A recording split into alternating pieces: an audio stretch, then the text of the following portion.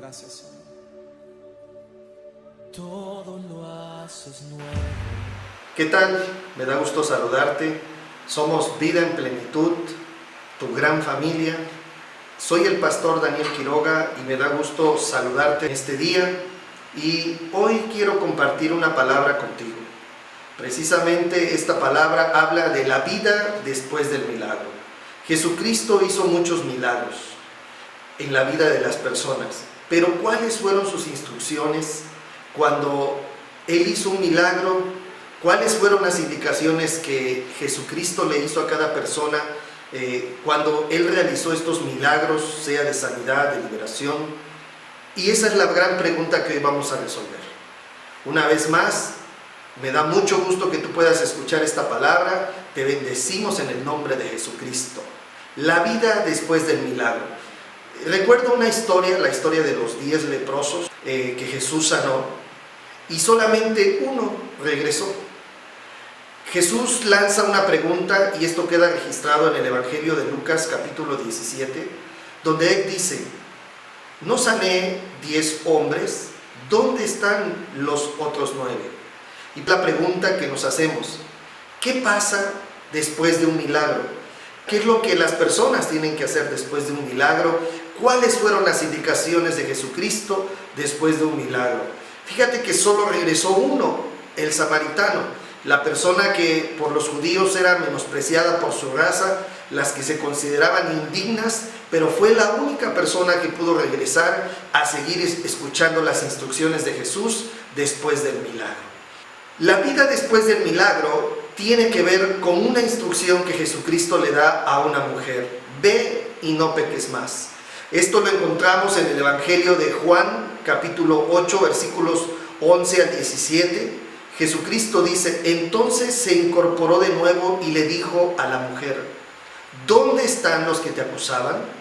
¿Ni uno de ellos te condenó? Y la mujer respondió: ni uno, Señor. Y Jesús le dice: yo tampoco te condeno. Vete y no peques más. Es el caso conocido de la mujer adúltera, aquella mujer que fue sorprendida en adulterio y que los judíos tomaron presa y la llevaron delante de Jesús para que fuera juzgada y apedreada. Pero en aquella ocasión le lanzan a Jesucristo una pregunta, le dicen que hay que matarla por haberla encontrado en adulterio. ¿Y cuál sería esa decisión? Es increíble cómo encontramos que la sabiduría de Dios estaba en nuestro Señor Jesucristo, y también el Espíritu que había investido la vida de nuestro Señor Jesús nos daba a comprender el gran discernimiento que Él tenía al conocer las intenciones y los corazones de las personas. Jesucristo sabía que si por un lado Él decía: es culpable por el adulterio, apedréenla, entonces Jesús sería acusado delante de los romanos como alguien que tomaba justicia por su propia mano. Pero si Jesús decía que no la mataran, entonces los religiosos y líderes que buscaban un motivo contra Jesús hubieran dicho: Jesús viola la ley. Entonces el Señor Jesús se inclina, está escribiendo algo en tierra, y de momento Él le dice a las personas: si alguno de ustedes está libre de culpa, si alguno de ustedes no es pecador, lance la primera piedra. Y entonces sucede el milagro.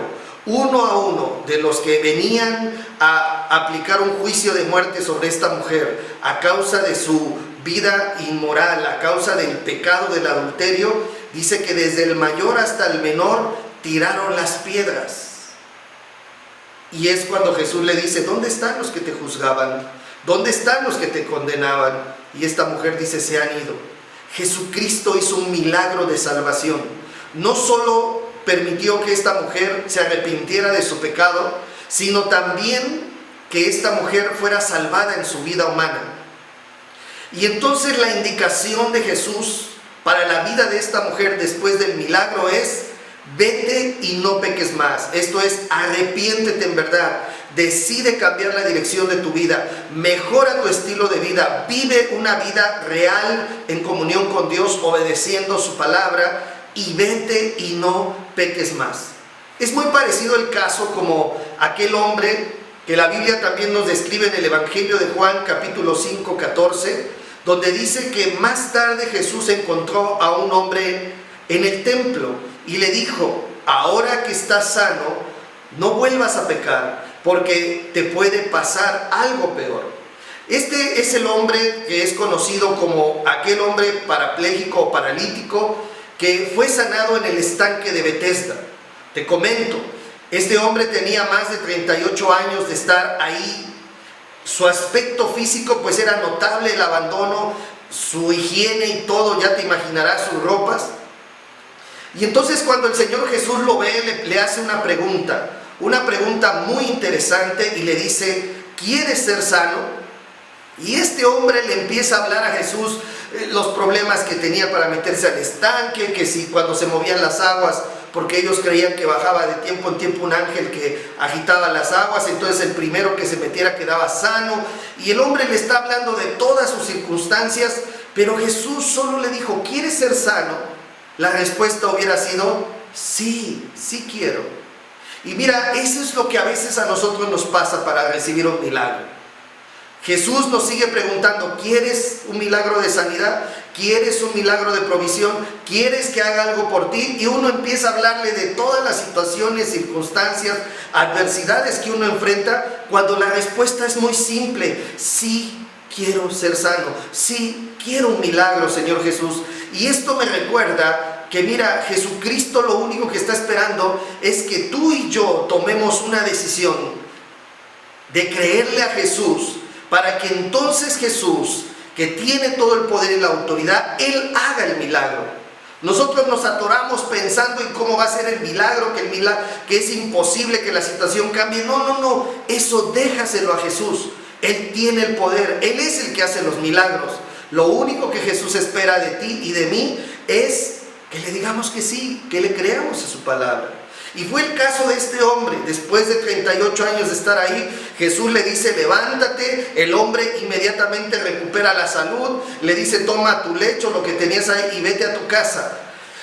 Y entonces este hombre no sabía que Jesús lo había sanado, se fue tan contento, pensando en tantas cosas, pero Jesús se lo encuentra en el templo y le hace una aclaración y le dice: ahora que estás sano, diríamos, ahora que tu vida ha experimentado un milagro, no vuelvas a pecar, porque te puede pasar algo peor. No sabemos cuáles eran los motivos por los cuales este hombre, 38 años, paralítico, ahí abandonado. Pero yo me imagino que lo que Jesús también hablaba y decía era: cuida lo que piensas, cuida las intenciones de tu corazón, porque yo me imagino que este hombre, con tanto tiempo que estuvo ahí, las amarguras, los odios, el sentimiento de abandono social, tantos pensamientos, tal vez pensando maldiciones porque lo maltrataban, no lo ayudaban, y entonces Jesús le dice: no vuelvas a pecar. O sea, porque tal vez yo diría: ¿cómo pecaría este hombre que estuvo 38 años paralítico ahí? ¿Acaso podría hacer algo físico? No. Entonces, ¿dónde estaba su lucha? En la mente, en el corazón, en los sentimientos, en el alma, en las emociones. Por eso Jesús le dice: no vuelvas a pecar, para que no te venga algo peor. Esa es la vida después del milagro. Ir y retomar lo que hacemos, pero dejar de pecar. Tener un arrepentimiento genuino, cambiar de dirección nuestra vida, aprender a obedecer las instrucciones de Jesús. La vida después del milagro tiene que ver con tu familia. Es el caso que encontramos en Marcos capítulo 5, versículo 19. Pero Jesús le dijo: ve y vuélvete a tu casa y cuéntales a tu familia y a tus amigos todo lo que Dios ha hecho por ti y lo bueno que ha sido contigo. ¡Wow! Es el caso del endemoniado gadareno. Ese hombre que tenía una legión de demonios en el interior de su cuerpo, que lo hacían hacer cosas inimaginables, como romper las cadenas de hierro como si fueran pedazos de papel, que atormentaba y tenía aterrorizada toda una zona de Gadara, en las montañas, en los sepulcros o panteones, y que incluso esos demonios lo llevaban a herirse, porque déjame decirte que los demonios son seres poderosos, tienen poder. O sea, el mundo de maldad existe, pues podemos ver el mundo del bien. Si existe el bien, hemos visto que existe la maldad. Es lo mismo, si existe Dios, también hay un diablo y hay demonios que quieren destruir la vida de las personas. Los demonios tienen un poder destructivo y además tienen la capacidad de denigrar, o sea, de destruir a una persona de tal manera que haga cosas grotescas o vergonzosas. Pero cuando una persona está endemoniada, que un espíritu maligno lo posee, la persona no tiene total voluntad, no es dueña total de sus actos. Por eso el caso de este hombre es tremendo, porque cuando Jesús libera a este hombre quería servir a Jesús, quería seguirle, quería ir con él, pero Jesucristo le dice: no, ve, vuélvete a tu casa, a tu familia, a tus amigos, cuéntales todo lo que Dios ha hecho por ti y lo bueno que ha sido contigo. Porque claro que más de una persona pensaba que este hombre endemoniado, el gadareno, era un caso perdido, imposible para cualquiera, pero no para Jesucristo. Por eso yo te digo hoy, si tú piensas que tu vida es un caso imposible, que no hay manera de encontrar una solución, Jesucristo tiene el poder de hacer un milagro por ti. Cree en el Señor Jesucristo y no solamente tú serás salvo, sino toda tu casa. Todo lo haces nuevo, en tu presencia y sanidad. Tú eres mi esperanza, en ti yo tengo libertad. Todo lo haces nuevo, en tu presencia y sanidad.